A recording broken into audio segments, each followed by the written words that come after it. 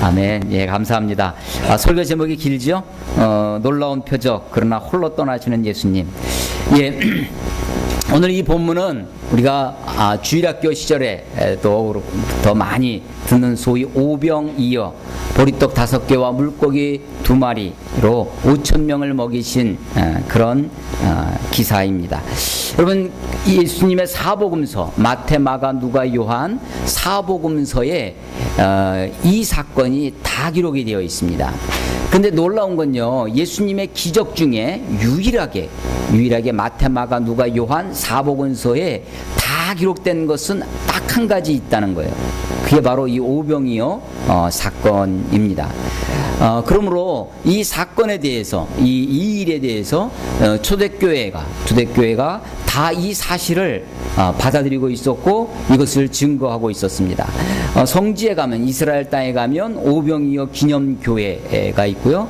또 그 이후에 초대교회에 남아있는 많은 흔적들 가운데 이 사건이 너무나 깊은 인상을 주었기 때문에 그들의 기억 속에, 그래서 이 바닥에 옛날 그 초대교회가 남겨놓은 흔적들, 뭐 모자이크라든지 이럴 때 이 물고기와 오병이어를 상징하는 그림들이 이스라엘 땅에 가면 곳곳에서 볼 수 있게 됩니다.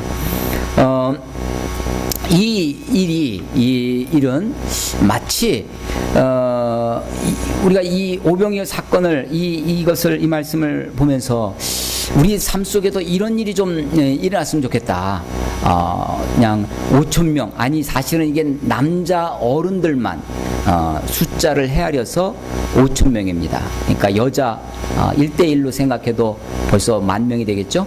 어린아이들까지 하면 뭐 20,000명, 30,000명, 그렇게 많은 수의 사람들입니다. 그 많은 사람들이 먹고도 12강줄이나 남는 그런 일이죠. 그래서 우리의 삶 속에, 우리의 인생 가운데 이런 일이 있었으면 좋겠다라고 하는 것이 우리들 마음속에 한쪽에 이렇게 자리하고 있습니다. 이런 놀라운 일이, 이런 대박나는 일이 있었으면 좋겠다 하는 거죠. 근데 이 말씀을 생각하고 묵상하고 이 말씀의 본문에 예수님의 가르침이 정말 그런 대박의 꿈을, 그런 5,000명, 아니 20,000명 가까운 사람들이 먹고도 12강주에 남는 그런 넘치는 풍성한 그런 것을 우리로 하여금 꿈꾸게 하시는 말씀인가 하는 것을 생각해 보게 됩니다. 요한복음이요. 요한복음 우리가 6장 우리 1절부터 읽었는데 1절에 보면 그 후에 이렇게 시작됩니다. 앞에 한번 5장 1절 한번 봐보시겠어요? 5장 1절에도 뭐라고 시작됩니까? 그 후에. 7장 1절 가보실까요? 예, 거기도 그 후에 있죠. 그 후에. 그 후에. 이게 이 요한복음의 시간을 나타내는 표현 중에 하나인데, 물론 특정한 어느 때인지는 잘 알 수는 없습니다.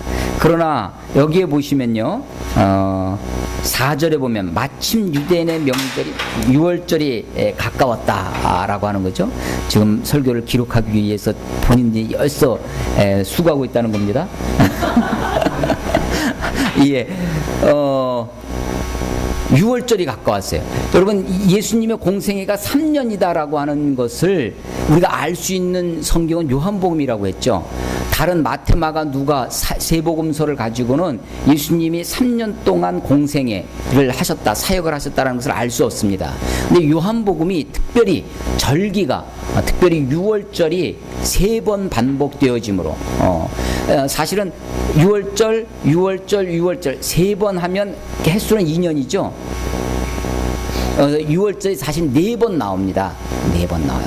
그래서 이 6월절은 마지막 2년차 마지막 생애, 그러니까 예수님이 이제 13장에 가면 6월절 때 고난주간, 우리 다음 주에 고난주간을 또 기념할 텐데, 이 고난주간이 바로 6월절 행사를 맞이하면서 되는 것입니다. 그 마지막 6월절 앞에 둔 2월절입니다. 그러니까 2년차가 되는 것이죠. 이때 예수님께서 6월절 때는 일반적으로 우리 요한복음 2장에서 6월절 때 성전에 가셔서 성전을 정화하신 일이 있습니다. 또 5장에서 6월절 때 어디를 가시냐면 예루살렘에 가셔서 성전에 들어가기 전에 양문 곁, 양들이 드러나는 양물 곁에 베데스다라고 하는 연못가에서 38년 된 병자를 고치신 일이 있습니다. 그러니까 다 예루살렘에서 있는 일입니다. 6월절 때 예루살렘에 올라가는 것이 예수님의 일반적인 행적이셨습니다. 그것은 누가복음 2장에 예수님이 12살 때도 마찬가지죠. 예루살렘을 부모님을 따라 어린 12살의 예수님을 따라서 예루살렘에 올라가신 일이 있습니다. 그 이후로 12살 이후로 아마도 해마다 6월절 때는 6월절은 우리나라의 마치 구정 설날과 같습니다. 이스라엘 달력의 1월 1일이 6월절부터 시작되는 거죠. 이스라엘 백성들이 애굽에서 나온 그런 구원의 날을 기념하는 것입니다. 이 6월절 절기를 지키러 예루살렘에 가시는 것이 일반적이었습니다. 그런데 오늘 보시면 예수님이 어디 계시냐면 1절에 보면 그 후에 예수께서 디베랴의 갈릴리 바다 건너편에 가시매 아직도 갈릴리에 있습니다. 갈릴리 이 호수는 갈릴리라는 이름도 있고요. 또 다른 말로 디베랴라고도 하고 누가복음 5장에 보면 게네사렛이라고도 합니다. 또 구약에는 긴네렛이라고도 불러요. 긴네렛이 이렇게 비파와 수금을 할 때 하프 비슷한 거 있지 않습니까? 가슴에 품고 우리 그림 같은 데 보면 볼 수 있는데 그런 이 비파 비슷하게 생겼다고 그래서 비파라는 뜻으로 긴네렛, 게네사렛, 디베랴, 갈릴리 다 갈릴리 호수를 두고 하는 말입니다. 이 갈릴리 호수에서 예수님이 있었던 일입니다. 아직도 6월절에 가지 않고 왜 예수님이 6월절에 예루살렘에 가지 않으셨을까라는 것을 생각하게 됩니다. 2절에 보면요, 큰 무리가 따르니라고 되어 있는데 이때 우리말은 이게 잘 구별이 안 되는데요. 큰 무리가 예수님을 따르다라고 하는 동사가 헬라어에 보면 미완료 과거 능동태라는 이런 시제인데 이건 뭐냐면 아주 계속 습관적인, 우리 영어에 보면 우드라든지 유스트 하면 습관적 뭐뭐 하곤 했다 라고 하는 거 있지 않습니까? 그런 표현입니다. 이 동사는. 그래서 큰 무리가 예수님을 이제 예수님이 이제 어디 가시기만 하면 사람들이 예수님 주위에 몰려드는 것입니다. 큰 무리가. 마치 아마도 대선을 앞에 둔 안철수 이런 분들이 어디 뭐 가게 되면 사람들이 몰려들듯이 큰 무리가 예수님을 다니고 있는 것입니다. 그런데 예수님이 3절에 보면 예수께서 산에 오르사 이렇게 되어 있어요. 요 본문이 오병이어의 사건이 마태, 마가, 누가, 요한 4복음서에 다 기록되어 있다고 했는데 다른 복음서에 보면 산인으로 나오지 않고 빈들이라고도 나옵니다. 이게 왜 그러냐면 이렇습니다. 마치 개마고원 아십니까? 개마고원처럼 고원이 높은 지역인데 그 위에는 평지처럼 되어 있습니다. 그러니까 갈릴리 동편이 요단 동편이 되죠. 갈릴리 동편이 산지입니다. 호수가 있으니까 바로 옆은 산이 있기 쉽죠. 산 위쪽에 그 위인데 산인데 그 위에 가면 평지가 있어요. 그래서 빈들, 여기 보면 잔디가 많이 있었다고 사람들을 앉히고 있는 모습을 보게 됩니다. 그 산에 예수님이 3절에 보면 산에 오르사 지혜들과 함께 거기 앉으시니 이렇게 되어 있어요. 그래서 이 산이 3절의 산이 15절의 산으로, 이걸 우리 문학적으로는 수미 쌍관이라고 합니다. 머리 숫자, 꼬리 밑자를 써서 이 양쪽이 이렇게 똑같은 시작과 끝을 이렇게 하는 거죠. 이게 히브리 문학에서 아주 잘 쓰는 방법입니다. 앞에 산을 얘기했어요. 근데 뒤에 또 산이 있어요. 근데 앞에 산이 어떤 산이냐면 예수님이 산에 올라가신 거예요. 그러니까 제자들이 나와서 지혜들을 가리킵니다. 그런데 4절에 마침 유대인의 명절인 6월절이 가까웠습니다. 이 6월절에 가야 되는데 예수님이 6월절에 예루살렘에 가지 못하는 거예요. 왜냐하면 5절 예수께서 눈을 들어 큰 무리가 자기에게 오는 것을 보셨습니다. 자, 이게 상황이 이런 겁니다. 예수님이 많은 무리들이 예수님을 따라다닙니다. 그런데 이 무리가 예수님을 정말로 믿고 예수님을 정말 하나님의 아들로 이 진리를 발견하고 예수님을 믿어서 따라오는 것이 아닙니다. 예수님이 행하시는 표적에만, 그래서 예수님을 쫓아오는 것입니다. 5장 44절에 보면, 이 5장 44절에 보면 어찌 나를 믿을 수 있으랴. 5장 47절에도 보면 어찌 내 말을 믿을 수 있겠느냐라고 예수님이 탄식하고 있는 모습이 있었습니다. 5장도 이렇게 시작되죠. 5장이 전체적으로 이렇게 시작됩니다. 앞부분에서 38년 된 병자를 고치셨습니다.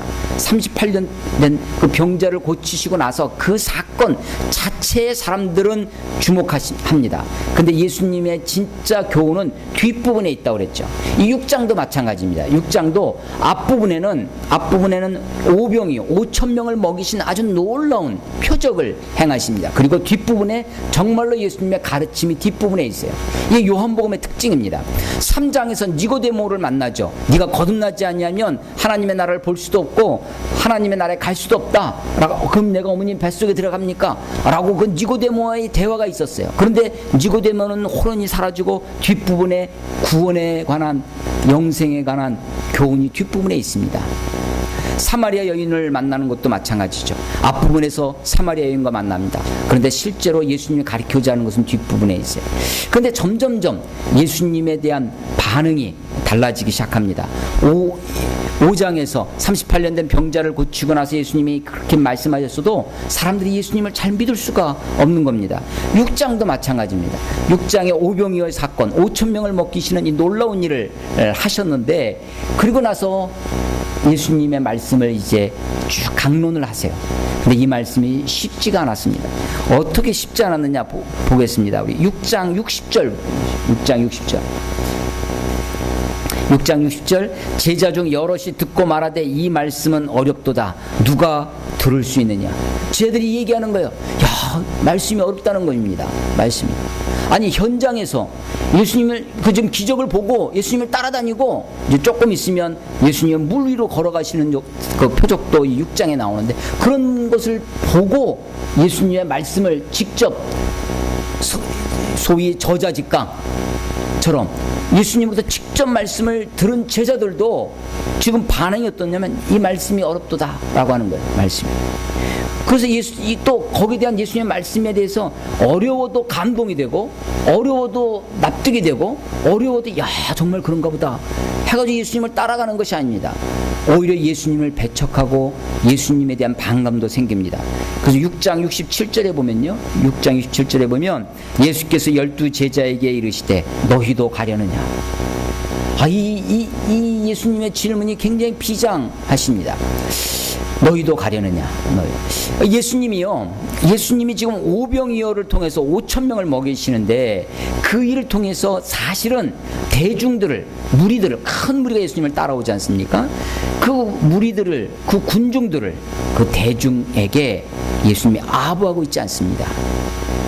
그들의 가려운 데를 긁어주고 그들을 감동시키고 그들을 재미있게 어떻게 해서, 그래서 이 부분을 이렇게 묵상하면서 설교의 목표가 무엇일까? 설교의 목표가 사람들을 감동시키는 것일까? 사람들을 울리고 웃기고 하면 아마 사람들은 설교에 재밌어 하는지 모르겠습니다. 근데 정말 설교의 목표가 무엇일까라는 것을, 사람들을 감동시키는 것이, 물론 감동이 뒤따라 오면 감사하죠. 그런데 설교의 목표는 하나님의 뜻을 바르게 온전하게 전하는 것이 하나님의 뜻이다. 그것이 설교의 자세라고 다시 한번 생각해 보게 됩니다. 아니, 예수님도 예수님의 말씀을 했는데도 사람들이 어렵다고 그럽니다. 제 설교의 특징 중 하나, 좀 어렵다는 평을 제가 다 듣고 있는데 제가 얼마나 위로가 되는지 모르겠어요.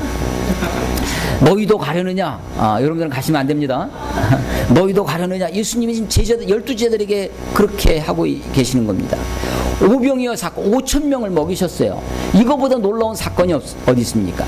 이거를 현대적인 자유주의 신학자들이 이것을 해석을 하면서 어떻게 그럴 수 있느냐? 아마도 소년이 자기 도시락을, 자기가 먹으려고 갖고 왔던 도시락을 내려놓은, 여기 물고기 2마리와 보리떡 5개가 있습니다라고 내놨더니 옆에 자기 먹을 거 갖고 왔던 어른들이 꼬맹이가 먼저 그렇게 내놓는 것을 보고 서로들 감동을 받아가지고 저도 좀 갖고 있습니다, 내 것도 있는데요 하면서 서로 내놓다 보니까 그것이 쌓여가지고 이 많은 사람이 먹을 수 있게 되었다라고 이야기하는 사람도 있습니다. 여러분, 그 정도의 이야기라면 아마 이것이 사복음서의 공이 기록되어지지 않았을 것입니다. 이 복음이 이 말씀이 그런 어떤 윤리적인 인간의 행동, 사실 경영학적인 어떤 인간의 행동을 이렇게 개발시키고 인간관계를 좀 폭넓게 하고 사람의 마음을 일으켜서 동기유발을 해가지고 사회를 좀 더, 공동체를 조금 더 활기차게 만들고 좀 더 유기적으로 만들고 좀 더 사랑의 그런 관계로 만들기 위해서 사람들을 움직이게 하기 위해서 이 말씀을 하셨다고 생각되어지지 않습니다. 이 말씀이, 이 본문이 예수님이 정말로 이 수많은 사람을 먹이신 것처럼 오늘도 그런 일들이 재현되기를 바라셔서 그렇게 하시는 것이냐? 그렇지 않다고 생각되어집니다. 오히려 예수님의 초점은 거기 있지 않습니다. 사람들은 그 놀라운 일들을 보고 이분이 구약에 예언되어 있던 그 선지자다라는 사실을 알게 됩니다. 그래서 14절에 보면 사람들이 예수께서 행하신 이 표적을 보고 말하되 이는 참으로 세상에 오실 그 선지자. 여러분, 제가 어디를 액센트 줬어요? 예. 우리말은 이게 참 좋은데 헬라어에는 이 정관사 굉장히 강조되어 있는 표현입니다. 이것은 신명기 18장 15절에 나와 있는 모세의 예언에 기초한 것입니다. 모세가 나와 같은 선지자가 일어날 것이다, 너희는 그 말을 들을지어다 라고 그렇게 예언한 적이 있습니다. 모세와 같은 선지자. 모세는 어떤 사람입니까? 애굽에서 이집트의 그 학정에서 그 압제로부터, 그 당시 이집트는 고대 이집트, BC 2000년에서부터 1000년 그 사이에 피라밋을 여러분 짓고 그런 놀라운 아주 권력을 가지고 있던 이집트, 애굽에서부터 그 바로로부터 이스라엘 백성들을, 히브리인들을 구원해낸 그런 영웅입니다. 10가지 재앙을 이집트에 행하고 홍해를 건너가고 광야에서 그 40년 동안 그 이스라엘 백성들을 200만 명 가까운 사람들을 먹인 그런 영도자입니다. 그 모세가 나와 같은 선지자가 일어날 것이다 라고 예언을 했었습니다. 그 나와 같은 선지자, 그 선지자입니다. 그 선지자를 이스라엘 사람들은 다시 오실 것을 기대하고 있었습니다. 이것이 나중에 신구약 중간기, 구약이 끝나고 말라기에서 끝나고 신약 복음시대, 예수님 오시는 그 사이 약 400년 동안의 신구약 중간기가 있습니다. 이 신구약 중간기는 이스라엘 역사 가운데 가장 어두운 암흑의 시대입니다. 그 시대는 시리아를 비롯해서 알렉산더 대왕의 헬라, 알렉산더 대왕, 그 다음에 시리아의 셀루쿠스 왕조, 그리고 로마에 이르는 그런 계속되어지는 제국의 압제를 당하고 학대를 받던 그런 시대입니다. 예수님 당시에도 로마가 다스리던 시대입니다. 이 시대는 소위 로마의 평화, 팍스 로마나라고 하는 200년 동안 로마의 아주 지혜로운 현명한 오현제라고 하는 5명의 그 로마의 시각으로 보면 오현제죠. 그러나 그 오현제를 때문에 그 지중해 일대, 그 소아시아 일대 모든 나라는 로마의 지배와 압제 속에 있는 것입니다. 그 로마의 평화, 팍스 로마나라고 하는 그 시대입니다. 그 평화는 사실은 그 로마가 가져다 준 평화는 로마의 기병대가, 로마의 군사력이 가지고 온, 로마가 통치하고 있는, 그래서 피압방 민족으로 견주어 보면 사실은 아주 슬픈 괴로운 역사가 되는 것입니다. 특별히 로마사에 보면 이 이스라엘 사람들은 특별히 더 압제를 받습니다. 왜냐하면 다른 민족들은 로마의 정책 중에 하나가 소위 융화 정책을 쓰고 그들의 종교나 그들의 문화를 다 인정을 해줍니다. 다 받아줘요. 조건이 하나가 있는데 반란을 일으키지 아니하고 세금을 잘 내면 그 어느 정도의 자치권을 인정해 줍니다. 그래야 전체 제국을 다스릴 수 있었죠. 그러면서 소위 다신교 문화, 우리 그리스 신화에서 비롯되는 그런 다신교 문화 속에 있었습니다. 그런 것들을 다 다른 민족들은 다 용인하고 받아줍니다. 세월이 점점 지나가면서 로마 황제들이 이제 점점 자기 그 황제의 그 권한, 힘이 막강해지는 것을 즐기기 시작하면서 소위 황제 숭배가 생겨납니다. 그리스 로마 신화에 나오는 여러 신들도 있지만 제우스도 있고 모두 있고 많이 있지만 그런 신들과 더불어서 황제를 숭배하는 것입니다. 이런 다신교 문화 속에서는 자기네 나라가 원래 섬기던 신도 있고 로마의 황제도 있는 겁니다. 다 섬기는 거예요. 그런데 유대인들은, 이스라엘 사람들은 그것을 거부합니다. 소위 로마의 황제, 로마의 신을 거부하는 거죠. 소위 유일신 사상 때문에 가장 아주 작은 나라, 팔레스틴 가나안에 있는 작은 나라이지만 로마가 골치 아파하는 나라 중에 하나가 이 유대인들이었습니다. 결국은 AD 70년에 티토라고 하는, 나중에 티토 황제가 되는데 이 티토 황제가 이스라엘 유대 땅을 완전히 초토화시키는 그런 일이 자행되어지죠. 성전이 회파되어지고 이스라엘 사람들은 예루살렘에서 반경 20km 이내는 발도 디디지 못하도록 다 흩어지는 일이 벌어지기도 합니다. 이스라엘 사람들이 이 로마의 학정을 속에서 이렇게 했습니다. 큰 무리가 그렇게 예수님을 다니게 되는 그런 동기 속에 하나는 뭐냐면 이 어려운 학정, 어려운 압제 속에서 우리들을 구원해낼 사람을 기다리는 것입니다. 그것이 어떻게 발전하냐면 소위 메시아 사상으로 발달합니다. 메시아 사상. 어두운 시대, 우리를 구원해 줄 자, 메시아. 그래서 누가 메시아인가? 이것이 그 당시의 시대 정신 중에 하나입니다. 메시아가 올 것이다. 메시아가 올 것이다. 정말로 새벽에 어두운 그 새벽, 아주 밤이 어두우면 어두울수록 새벽이 가까운 것처럼 그 압제와 학정이 심하면 심할수록 메시아를 기다리는 메시아 대망 사상이 이스라엘 유대인들 가운데 크게 솟아납니다. 그래서 그들의 궁금증 중에 하나는 뭐냐면 누가 메시아인가라는 것입니다. 그 누가 메시아인가, 혹시 좀 이상한 사람들, 이 사람이 메시아인가? 당신이 메시아입니까? 침례 요한도 당신이 메시아입니까? 성전을 무너진 솔로몬의 성전이 무너졌을 때 포로를 잡혀갔다 다시 돌아온 그 이스라엘 사람들이 성전을 재건했습니다. 그 성전을 재건했던 총리가 누구냐면 스룹바벨입니다.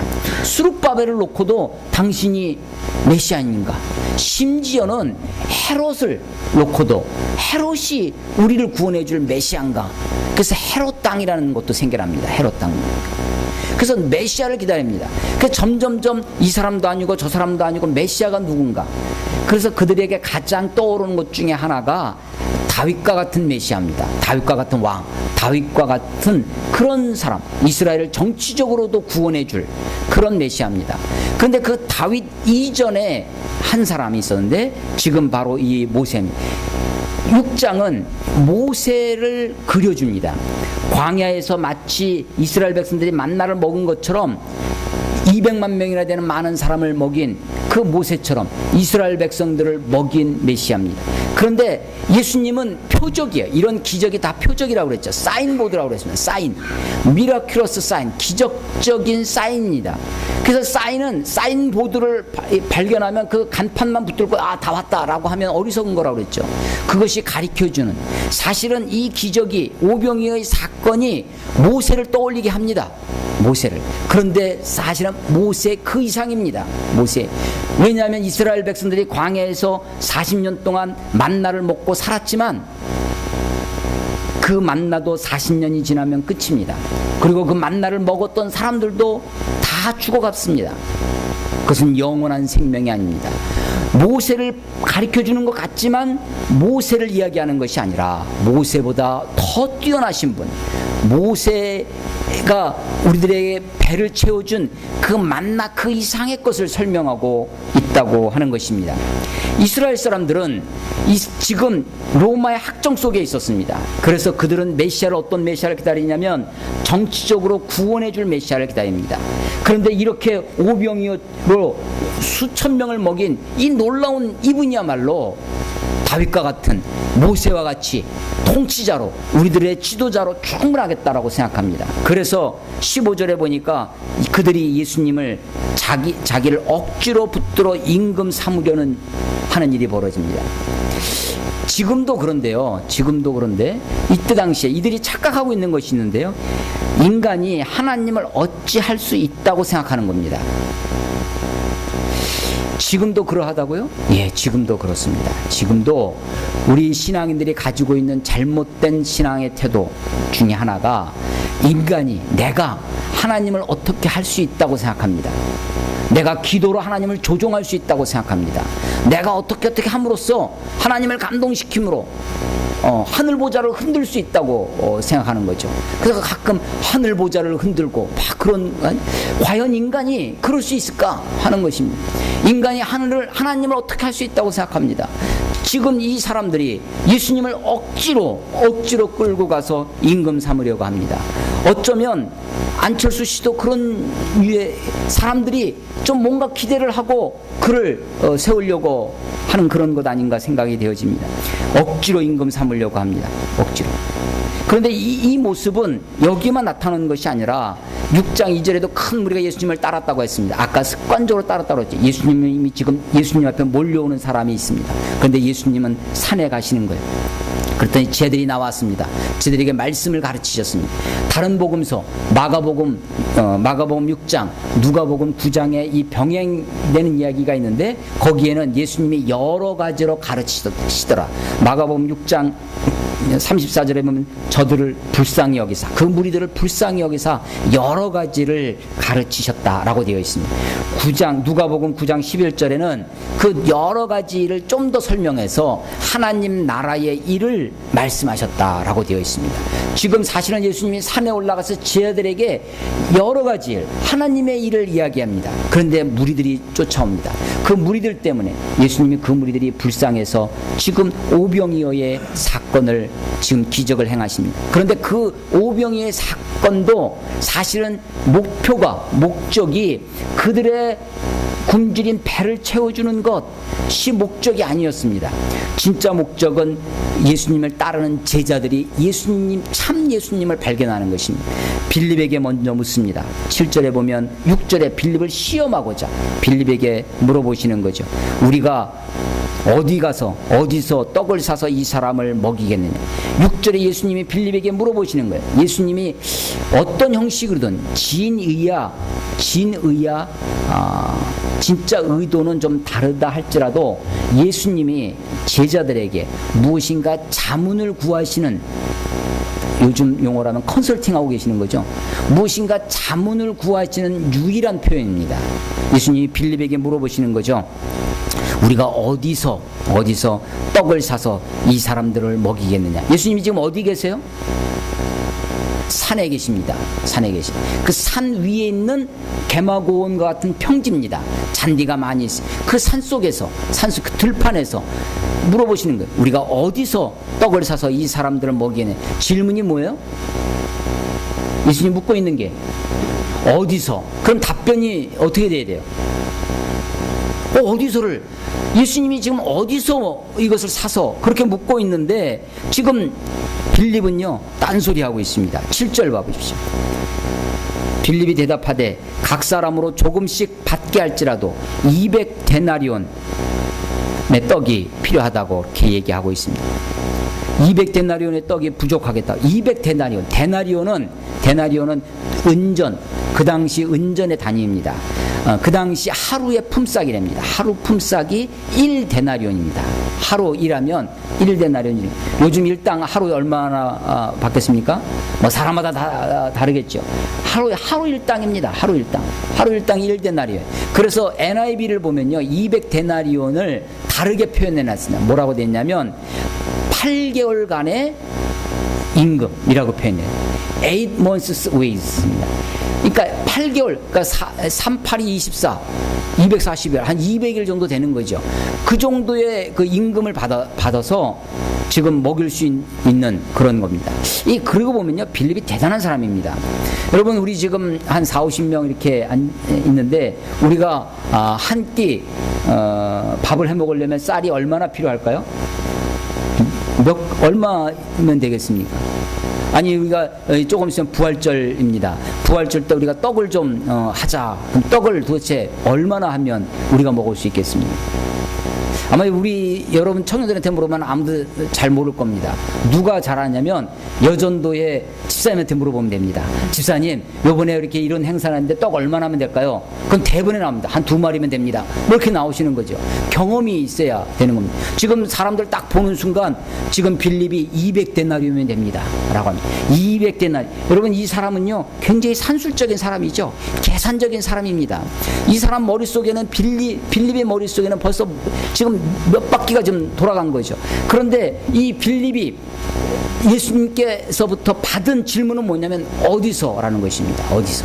근데 이 빌립은 지금 딴 생각하고 있는 거죠. 사람의 생각으로 계산합니다. 사람의 계산적으로 우리가 살아갑니다. 예수님이 정작 보여주고자 하시는 것은 그게 아니었죠. 빌립을 시험하고자. 예수님은 오히려 어떻게 하실 것을 이미 자기가 어떻게 하실 것을 이미 다 알고 계셨습니다. 6절에 보면 이렇게 말씀하시면 친히 어떻게 하실지를 아시고 빌립을 시험하고자. 빌립은 계산적으로 그렇게 이야기합니다. 사실은 이것은 빌립에게 기회를 주신 것이지만 빌립은 산술적으로 계산적으로만 예수님께 답변하고 있는 것입니다. 근데 그 틈에 또 한 사람이 이야기합니다. 누구냐면 베드로의 형제 안드레입니다. 이 안드레는요, 아주 특징이 있어요. 안드레가 직접 뭘 한 적은 별로 없습니다. 안드레는. 그런데 이 안드레는요, 자기는 아닌데 다른 사람을 끌고 오는데 아주 천부적인 재능이 있습니다. 요한복음 1장에서 예수님께 제자들을 데리고 올 때도 바로 베드로, 나중에 예수님의 제자 중에 수제자가 되죠. 이 베드로를 데리고 온 사람이 바로 안드레입니다. 안드레. 여기도 보니까 안드레가 어린아이를 데리고 옵니다. 여기 한 아이가 있어 보리떡 5개와 물고기 2마리가 있는 를 가지고 있나이다. 그러나 이것이 이 많은 사람에게 얼마나 되겠느냐고 그렇게 이야기하는 것입니다. 이 안드레는 어떤 사람이냐면 유통업자입니다. 이 사람은 동원가입니다. 자기는 직접 뭘 생산하거나 자기를 뭘 하지 않지만 다른 사람을 인도하는 그런 인도자가 되고 있습니다. 안드레는 심부름꾼처럼 그런 역할을 합니다. 안드레는 어쩌면 그 일을 다 하고 나서 초대교회 사도행전에 보면 제일 먼저 순교한 사람 중에 하나가 안드레입니다. 이 안드레, 베드로의 형제 안드레가 이 바로 어린아이를 데리고 옵니다. 그런데 예수님은 이 두 제자의 이야기를 들으시고는 10절에 예수께서 사람들을 앉게 하십니다. 다른 복음서 마가복음에 보면 사람들을 100명씩 혹은 50명씩 그룹을 지어서 앉게 하시는 모습을 보게 됩니다. 그래서 사람들이 이 본문을 보면서 아하, 이것이 예수님이 사람을 조직하는 능력이 있으셨다 얘기를 하기도 합니다. 잔디에 앉게 하시고 축사하시고 떡을 나누어 주십니다. 그리고 그들의 원대로 먹게 하십니다. 그리고 남은 조각을 버리지 않도록 예수님이 환경주의자구나 라고도 얘기를 합니다. 여러분, 이 본문을 통해서 여러 가지 이야기를 할 수 있을 것입니다. 그런데 정말로 주님이 우리들에게 이 본문에서 가르쳐주고자 하는 것은 무엇이겠습니까? 유대인들은 메시아 대망 사상에 그렇게 전도되어 있던, 그렇게 치우쳐 있던 유대인들은 예수님을 정치적인 메시아로 오해를 했습니다. 그래서 예수님을 억지로 15절에 예수를 억지로 임금되게 하려고 합니다. 이들의 동기가 무엇입니까? 예수님을 쫓아온 동기가, 큰 무리가 예수님을 지금 산내까지 지금 배가 고파서 예수님이 불쌍히 보시길 정도로 굶주려 있는 그 군중들, 이 무리들, 이 수많은 사람들, 예수님을 쫓아오는 그 동기가 어디 있었겠습니까? 그리고 예수님을 추종하고 예수님을 추앙하는 그 방법이 어디 있습니까? 이들이 예수님을 쫓아온 이유는 그들의 정치적 자유에 있습니다. 아니, 말씀을, 성경을 읽고 묵상하면서 우리들에게 질문이 있습니다. 우리들의 삶의 현실은 정치적인 자유나 혹은 경제적인 풍요나 혹은 사회적 정의, 이런 것들이 굉장히 중요한 가치입니다. 그 성경에서 그런 것들에 대한 교훈을 많이 얻을 수 있습니다. 정치적인 자유에 관한 문제, 경제적인 풍요나 혹은 사회적 정의에 관한 이야기들을 본문에서 읽을 수 있습니다. 성경에서 교훈을 얻을 수 있습니다. 아니, 그렇게까지 거창한 정치적인, 경제적인, 사회적인 것까지 안 가더라도 그냥 경영학적인 인간 행동 발달 혹은 상담 심리에 관한 이야기, 뭐 이런 교훈들을 우리가 얻을 수 있을 것입니다.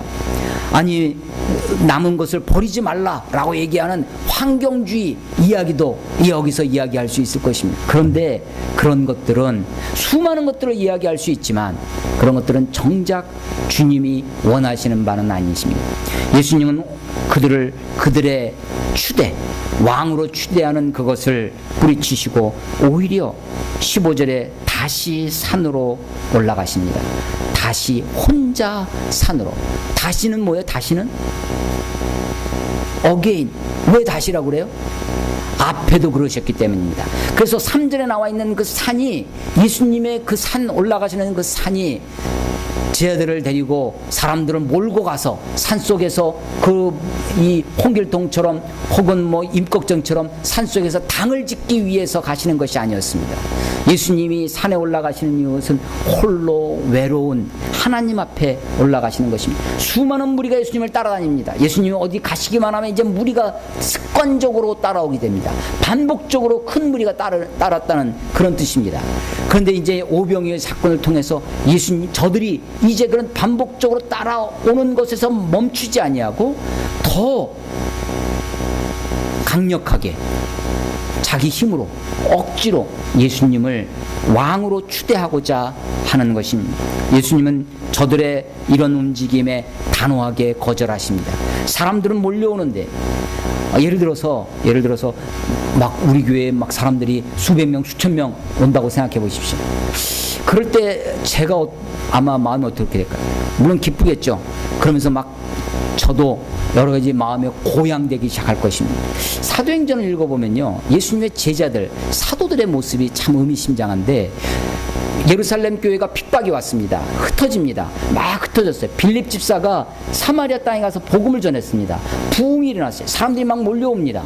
막, 그런데 어느 날 갑자기 성령이 빌립을 광야로 이끌고 갑니다. 홀로. 아니, 지금 여기서 사람들이 막 몰려오고 부흥이 일어나는데 빌립을 따로 띄어서 광야로 이끄십니다. 그때 거기서 한 사람을 만나는데, 에디오피아 내시 간다게의 국고 맡은 사람, 그 사람 한 사람을 만나서 그 사람에게 전도하는 일이 벌어집니다. 한 사람이 참 소중하죠. 이 하나님의 방법이, 하나님의 길이 다릅니다. 사람들이 몰려옵니다. 무리들이 몰려와요. 대중적 인기가 생겨납니다. 예수님을 억지로 임금 삼으려고 합니다. 근데 예수님은 홀로 산으로 가십니다. 그런데 이것이 어쩌다 그런 것이 아니라 다시 혼자 산으로 떠나시는 것입니다. 놀라운 표적이 일어났습니다.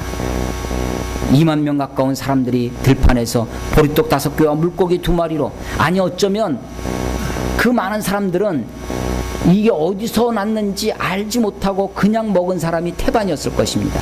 마치 가나의 혼인잔치집에서 무리변에서 포도주가 된 그 포도주를 맛보고 그 포도주가 어디서 났는지 알지 못하고 그냥 맛만 보는 것처럼, 수많은 사람들은 2만 명 정도 되면 저 끝에서 무슨 일이 벌어지는지 여기서 알 수가 없죠. 그게 물고기 2마리와 보리떡 5개로 생겨난 것인지 어디서 생겨나는 건지 알지 못하고 그냥 보리떡만 먹습니다. 그냥 물고기만 먹습니다. 예수님으로 말미암아 수많은 사람이 먹었다라는 그 사실만, 먹는 일만 남습니다. 이제 6장 뒷부분에 보면 사람들이 예수님을 따라오는데 6장 27절 26절을 보겠습니다. 6장 26절. 예수께서 대답해 이르시되 내가 진실로 진실로 너희에게 이르노니 너희가 나를 찾는 것은 표적을 본 까닭이 아니요 떡을 먹고 배부른 까닭이로다. 아니, 예수님이 지금 표적을 행하세요. 사실은 그 표적도 진정한 목적은 아닙니다. 표적 자체가 아니라 표적이 가리키는 바 진짜 예수님의 목적은 있었어요. 근데 예수님의 표적을 보여주시는 이유는 표적을 통해서 목적을 보게 하기 위해서 그러시는 거죠. 근데 사람들은 그 표적마저 잃어버립니다. 표적도 보지 않아요. 표적을 본 까닭이 아니요 떡을 먹고 배부른 까닭이라. 이제 예수님을 정치적인 메시아로 뿐만 아니라 경제적인 빵의 메시아로만, 자기 배를 채우는 것으로만 그렇게 예수님을 여기게 되는 것이죠. 정치적인 자유나 경제적인 풍요나 사회적 정의가 중요한 것이지만 예수님의 진짜 목적은 거기에 있지 않습니다. 사람들은 이 땅의 것에 머무릅니다. 정치적인, 경제적인, 사회적인 것이 중요한 가치일 수는 있지만 그것은 여전히 이 땅의 것입니다. 이 아래 세계의 것이에요. 그러나 예수님은 하늘의 것을 얘기합니다. 위로 거듭나지 아니하면, 위로부터 나지 아니하면, 이런 뜻입니다. 하나님은, 예수님은 우리들에게 영생을 가르쳐 주십니다. 오병이어 그 사건을 통해서 사람들이 먹고 배부르는 이 놀라운 기적이 아니라 그것을 행하시는 예수님이 어떤 분이신지, 우리들을 구원해 주시는 영혼의 구원자라는 사실을 우리가 알아야 할 것입니다. 사람들은 이 사실을 잘 깨닫지 못했습니다. 심지어 제자들조차 알지 못합니다. 제자들도 아마 실망했을 거예요. 예수님이 그런 기적을 행하고 호련히 산으로 올라가는 모습, 그 실망과 좌절과 그런 허탈함을 가지고 있는 제자들이 이제 16절 이하, 다음 주에 우리 이 본문을 볼 텐데 그 16절 이하에 겪는 것은 험한 풍랑입니다. 두려움입니다. 그 모진 풍파 속에 예수님이 찾아오시는 것이죠. 여러분, 이 본문이 오늘도 우리들에게 오병이어의 기적처럼 내가 하는 일이, 내가 하는 공부가, 내가 도모하는 일이 우리의 인생에 오병이어처럼 대박나는 것을 꿈꾸고 우리의 작은 헌신, 물고기 2마리와 보리떡 5개로 이렇게 헌신하면 하나님 우리들에게 이렇게 복 주실 것이다 라고 가르치시는 말씀이겠느냐라는 것입니다. 아니, 그런 일이 있으면 정말 좋긴 하겠어요. 우리가 막 대박나면 정말 좋겠어요. 근데 사실은 그것이 예수님의 진정한 교훈은 아니다라는 것입니다.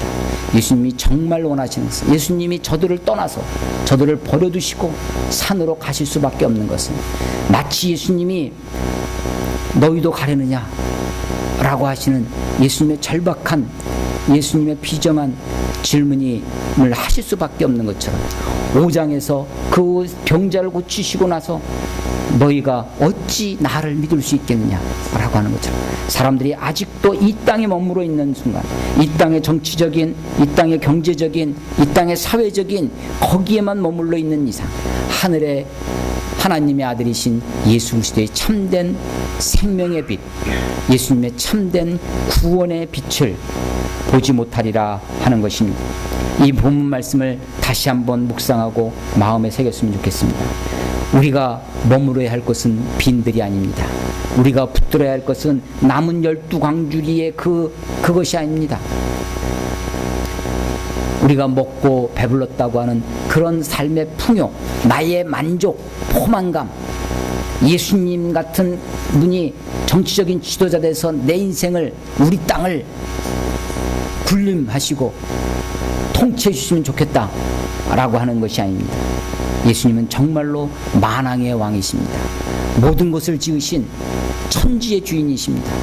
예수님이 가난한 사람에게 뿐만 아니라 부자에게도, 니고데모 같은 유대인의 석학뿐만 아니라 사마리아의 그 남편이 6명이나 된 그 여인에게도 38년 된 병자, 38년 동안이나 누워 있었던 그 사람에게도 예수님은 구원이 필요한 구원자이십니다. 영생의 주인이십니다. 생명의 주님, 우리 예수님 앞에 참으로 믿음으로 나아가 주님을 온전히 붙드는 저와 여러분이 되시기를 주의 이름으로 축원합니다.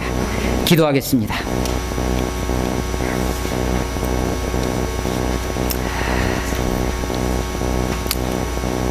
하나님 아버지, 솔직히 정직하게 주님 앞에 말씀을 드리면 지금 정말 우리의 삶이, 우리의 인생이 우리 가운데 이런 오병이어의 기적이 다시 재현되고 그런 풍요와 그런 놀라운 기적이 우리 눈앞에서 다시 벌어졌으면 하는 마음이 있습니다. 그러나 주님, 주의 말씀을, 주님의 행하심을, 주님의 행적을 다시 살펴보건대 예수님이 우리들에게 진짜 기대하시고 우리가 눈을 들어 바라다봐야 할 것은 그 놀라운 기적이 아니라 그 이상, 그 너머에 계시는 하늘 보좌에 계시는 우리 영혼의 구세주 되시는 우리들을 구원하여 주시는 생명의 주님을 모시고 사는 것입니다. 주님, 우리가 이 땅에 살고 있습니다. 우리가 이 땅의 정치적인 현실과 경제적인 상황 속에 있습니다. 사회적인, 문화적인 이 속에 있지만 하나님, 우리가 이곳에 매몰되어지지 아니하고 그것만 붙들고 살지 아니하고 내 삶의 무거운 짐만 허덕이며 살지 아니하고 영혼의 구세주이신 주님을 온전히 바라다 볼 수 있도록 아버지, 우리의 믿음이, 우리의 신앙이 주님 참 신앙이 될 수 있도록 아버지여 인도해 주시옵소서. 하나님, 교회가 하나님 온전하게 하나님의 말씀을 전하는 것이 되게 도와주시고 하나님의 진리의 복음을 붙들고 살아가는 하나님의 사람들이 다 될 수 있도록 아버지여 인도해 주시옵소서. 하나님, 예수님의 제자들이 고백했던 것처럼 이 말씀이 어렵습니다. 그러나 주님, 우리가 간절히 바라옵나니 우리 성령님께서 친히 우리들로 하여금 깨닫게 하시사 그 거룩한 뜻을 깨닫고 그 뜻을 붙잡고 살아갈 수 있도록 아버지여 축복해 주시옵소서. 이제는 우리 주 예수 그리스도의 은혜와 그 아들을 우리에게 보내주신 아버지 하나님의 크신 사랑하심과 우리 안에 내주하셔서 감동 감화하시며 우리에게 모든 것을 가르치시는 성령님의 역사가 주 앞에 나와 예배하며 주님을 높이며 주님을 따르기를 결심하는 하나님의 사람들 머리머리 위에, 이 나라와 이 민족, 특별히 이 율전 지역 위에 지금부터 영원토록 함께 하시기를 간절히 축원하옵나이다. 아멘.